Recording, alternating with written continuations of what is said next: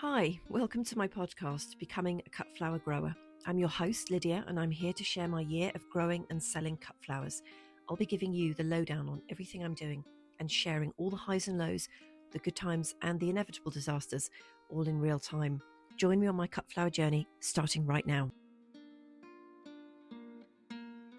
Hello, and welcome to the latest episode. It is Wednesday, the 28th of May. Not my usual day. It was a day later this week because I was at a funeral yesterday afternoon, which I will talk about briefly later on. So I hope you're well and you had a great weekend wherever you are in the world. We had a bank holiday here in the UK, so obviously it rained because that is pretty much the law. Loads to tell you, so let me get started with an update on what's going on at the plot. So the dahlias that have been planted outside are doing really great. They haven't really done anything, but everybody is still standing and no one's been destroyed or had a crisis, so that's always good. As per Richard's instructions, I watered them in when I planted them, and then he said don't water them again for 7 to 10 days. Well, we've had a couple of dollops of rain, so nothing I could do about that. I have put some supports in for them. I'm waiting for some assistance to put in the posts and wire. So short term, I've got fence pins and string up just to give them some support because it has actually been really quite windy up there. And it's sod's law that as soon as you put something a little bit delicate in, we just get wind. But they are doing fine. Water levels are fairly critical, actually. I mean, I'm saying this with a sort of a smile on my face because if I didn't, I'd just be crying about it. So, IBC1, which is connected to the stable block, which has obviously got a really massive surface area, that's filled up nicely.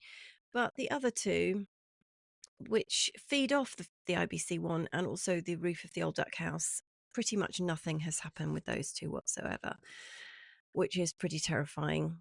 And I'm just hoping we get some more rain later this week or next week. Otherwise, we'll have to launch some kind of emergency plan. Some of the other water storage things I have, which are actually for the chickens, so I can't really take the water from them for the flowers. They've filled up as well, so that's been nice, but absolutely nothing is full. You know, we're not at capacity at all. It's sort of topped us up from an emergency level to crisis level, really, which is pretty rubbish, but there we are. I've put my Achillea the Pearl out. So this is a perennial, and I've already got some Achillea on the plot, and they're doing really, really well. In fact, they've budded up and they're about to flower. But this is a perennial that I sowed from a seed this year, and it's got these really, really pretty small white delicate flower heads. Very excited about it. Sowed it from seed and kind of thought I might get some flowers in year one. Well, I don't think that's going to happen at all. So I kind of oversowed one of the trays and they've all grown up as a sort of a big clump. Anyway, they're quite easy to separate. They've all gone out, but they are absolutely tiny. And it's just, I'm learning now that everything in a tray in my garden looks huge. And then you separate it from its neighbours and put it in a field and you can barely see it. I have to be very careful where I'm walking so that I don't just trample on stuff. So at least they're off and they're out and they're going. So that should be good. Cornflowers. Now, about a third of these have budded up. So they are doing really, really well. But what I've had to do is individually stake them because that fantastic, well, I'm saying that with a sort of ironic smile, that fantastic mesh string support system that I built for them is just not good enough because they haven't filled out their sort of 20 centimetre by 20 centimetre square. So what happened when we had the wind is that they all just sort of keeled over and they don't sort of fall properly over. The stem just bends. So you end up with a bend or a kink in it.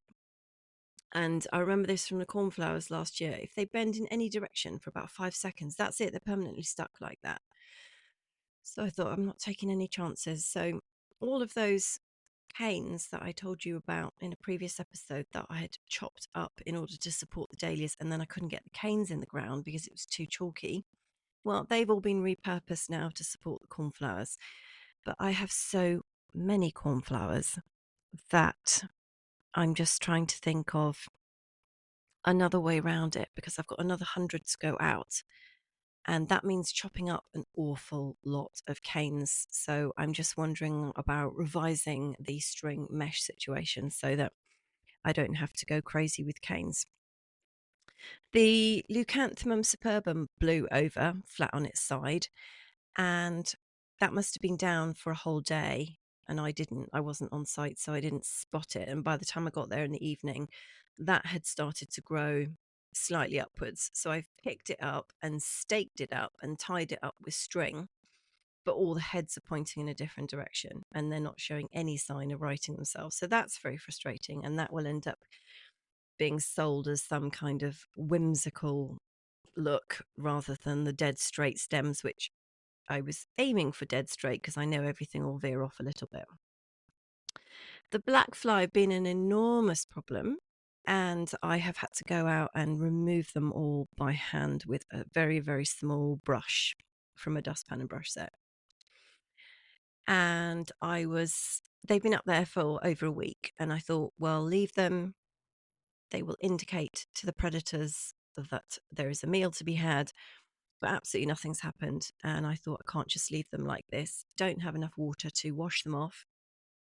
And I don't like squashing them with my hands because it feels just really mean and I don't like doing it. So I know using a brush obviously results in fatalities as well, but it doesn't seem quite as bad as actually squashing them. And I also didn't want to damage any growing tips because they're on my eryngiums, they're on the foxgloves, and I didn't want to make any mistakes. So they all got brushed delicately off and then passed away, I think, on the floor. What have I got here? Oh yeah, because I've had to make a list because I've got so many things to tell you.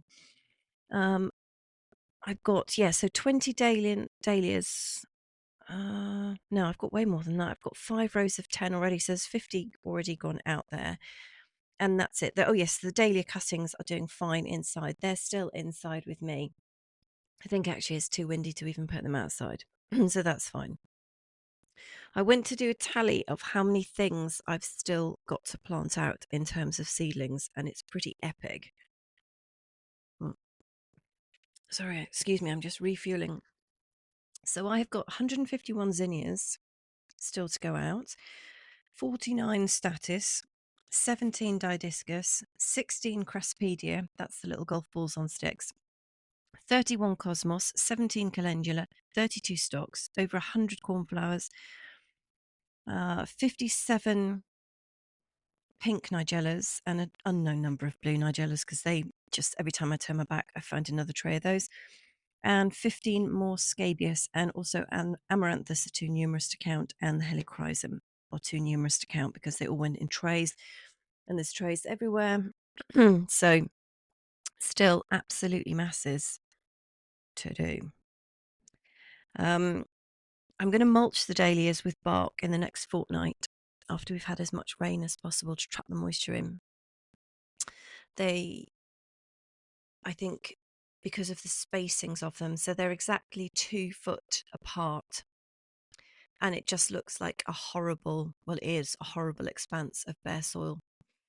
So I really, really need to get a mulch up there to cover them up. Now, the astrantia stems are actually lengthening really nicely. So I mentioned these a couple of weeks ago, and I thought I was going to have like slightly stunted dwarf stems. I thought the plants were having a bit of a crisis because of the drought, but I was wrong. So the stems are lengthening really nicely, even though they've kind of got the flower at the top already. So I don't know how in their heads that's working out, because normally plants put on the growth and then they will flower when they've got the stem length to what they're comfortable with. These guys have sort of started to flower and then the stem is growing. So maybe they're just having a bit of a crisis. I'm not sure. I haven't grown them much before. I've had them in my garden, but never really paid that much attention to them. So it's quite interesting watching these guys, seeing what they're up to. I've got a couple of foxgloves flowering, which is nice. They're kind of late up there. The ones in my garden are all doing really, really well, but the plot's only 5 minutes away, but just much more exposed and just different, and probably a lot drier up there. And some of the sweet peas have still not worked out what the fence panels are there for. So I would say 99% of the sweet peas have got their tendrils attached to the fence panel, the vertical spires, and they're off now. They're totally comfortable. Roots obviously sorted. They've worked out that they have to go upwards, and they're off. And then there's about 1% of them that are just fallen over, gone the wrong way, attached to their neighbours, just not got a clue. And I have to go around and prop them up, and then a day later you find that they've just fallen down again. So clearly some of them are struggling to work out what that's all about. So some other updates for you. My goose, my hen, she's a chicken, and she's called Goose because her full name is Gooseberry. And I don't even know how I came up with that because she's grey and she doesn't really resemble a gooseberry. But anyway, she is doing really, really well. I don't think I'll ever be able to get her out of here actually, because she's just having an amazing time, eating better than I am and really enjoying herself. And her bottom is healing up really nicely. So we had a bit of a sticky moment over the weekend when some dead tissue came away, and the stitches obviously were sort of part of that dead tissue. So the wound kind of changed over the weekend, and I thought, oh my God, this is it. We're going to lose her. But her skin just sort of carried on healing. So I'm absolutely in awe of the power of her body to heal itself. It's incredible. I think I've got mosquito bites on me that still haven't healed, and she's just going to be fixed in probably another week's time, which is amazing. Um, haven't done anything with, I call it Nigel's area now, this bit where my digger man ripped all the turf, scraped rather all the turf off for me. And I got very excited and went out and bought all the green manures and the peas and everything else, and then have been completely bogged down in other stuff. So that has nothing has happened with that. And I'm really hoping to get around to it this weekend. But having seen that list of seedlings that I have to put out as well, I'm thinking, oh, I don't know when that's going to happen. Excuse me. And the other thing to tell you about is that I saw the most beautiful rose today for the first time I've ever seen it, actually. So I was having a chat with my florist lady that I'm hoping to sell into this year. And I had to explain that I don't have anything ready at all. I think I'm going to be one of those late season, or just generally late for everything, flower growers. And she's fine about that because she's ordering it in, and that's like the arrangement that we had. She would ask me if I've got anything, or I'll tell her, and if I haven't, then she'll just order it from her normal suppliers.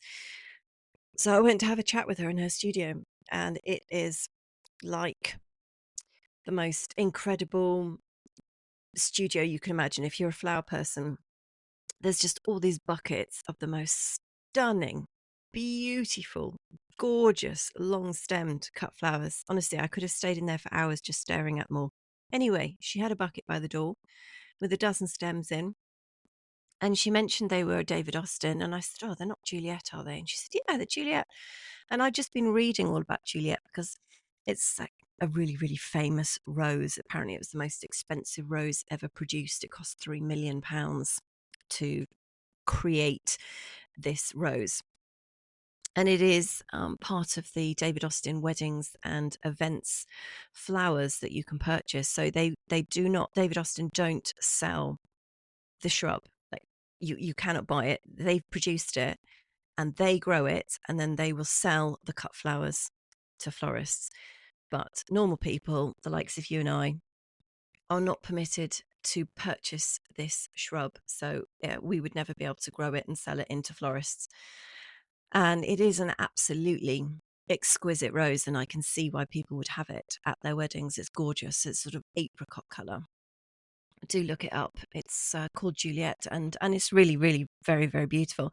They do say on the internet though that it's supposed to be scented, and I couldn't smell a single thing from these roses. Now they were gorgeous, but would you believe they had flown all the way from Ecuador to the UK? Now that I had to Google it. That is a distance of 5,726 miles, and they looked a little bit tired, to be honest. I know that Joe's going to work wonders and condition them, and they will look fantastic and they'll be beautiful for the event. But they kind of looked like they'd been on a long haul flight, how we would look if we just got off a long haul flight, which is pretty wiped out, to be honest. But still exceptionally beautiful, but just like not at their, you know, tip top condition, which is what Joe will sort out for them. But I was looking at them thinking, yes, they're beautiful. But honestly, that is a really, really long way. And I know I'm biased because I'm all about producing seasonal flowers that are grown locally and that have been grown, not flown. And that's my ethos, and not everybody's going to buy into that. I get it. But I'm the same with food as well. Like, I won't buy asparagus that's come from Peru, or, you know, strawberries in December. I just don't. I stick to the seasonality thing. And yes, it gets incredibly boring sometimes. But I think that excitement when you get the first cut of British asparagus or British potatoes or all of our British grown food that hasn't had to fly anywhere. Because you know what it's like when you go on a flight, all the layers of bureaucracy and the waiting and the transportation and hanging around. And it's absolutely epic, the journey that these either vegetables or flowers go on. And I just think, oh my God, the air miles and oh, everything. And I have roses in my garden that are absolutely drop dead gorgeous. And yes, they're not the pale apricotty, you know, magic of Juliet. But my goodness, I've got a climber that would give her a run for her money. And it's scented. It's got the most incredible, gorgeous, old fashioned rose smell. I don't know what it is. It was in when I bought the place, and it's just fantastic. And I've got it trained over a tiny little corner pergola thing, and it just comes down. And oh my goodness, it's gorgeous anyway. And if I had the choice between a very pretty apricotty one that had flown 5,726 miles and didn't smell of anything, or a really pretty pink one that's actually the very similar style that smells absolutely heavenly. Well, it's a no-brainer, but I guess I'm biased, right? Because this is what I'm trying to do with my life. Anyway, I was just excited about seeing Juliet for the first time, and I thought I've got to share that with you. So we're nearly in June. We're a couple of days away and haven't sold anything on the plot, which is a bit of an eye-opener, really. And I think I underestimated how long it would take for the seedlings to get going, even though I sowed everything pretty quick off the bat in March. And it's quite disappointing that I haven't got anything ready. But what it has made me do is realize the plants that I really need to buy, the perennials that I need to have up there on the plot to be ready for end of April and May. So I have compiled a list of that. And also, we have roses flowering all over the place at the moment. So I thought, well, if I can get some roses in, then I could be supplying roses at this time next year. And also, I didn't have any money last autumn, so I didn't do any of the bulbs. So I have a plan for next spring so that it's not such an enormously long gap until money starts to come in. Um, what else? Oh, one final thing. Yeah, one final thing for this episode. The funeral I went to yesterday afternoon, it was a lady called Mary who was one of my first ever gardening clients. And she had lived in the same cottage for over 50 years of her life. And she'd planted out a very formal rose garden, for sort of like a quadrant with four separate beds full of roses. Back in the day when you didn't put anything around your roses, you literally just had roses and then bare soil, because I've seen the photos of what it looked like when she first did it. Now, of course, you know, the thinking has changed, and the beds now are absolutely packed with perennials and bulbs. And at this time of year, the bearded iris are up, alliums, Nepeta. It just looks absolutely stunning. Anyway, the funeral was lovely, and it was very moving. And she'd had a wonderful life, and it got me thinking about well, it got me thinking about all sorts of things. But one of the things it made me think about was what would happen to all my plants in the event of my passing. And it might be something that you just give a bit of consideration to, whether you have, whether you've got all your financial affairs and all of that sort of thing is not for me to comment on. But if you've got a cut flower business or a small flower farm, when you've spent any kind of money on plants, then it's worth giving some consideration to what would happen to them in the event that you were no longer able to run the business and it closed down, for example. And you can make provision for that. So that's something that I'm going to give some thought to, especially if I start buying roses. That represents a significant investment, and you would want to make sure that they go on to the right kind of situation afterwards, which could be a local community group or a charity or friends, family, neighbours. But it'd be nice if they went on somewhere that they were going to be really loved and looked after.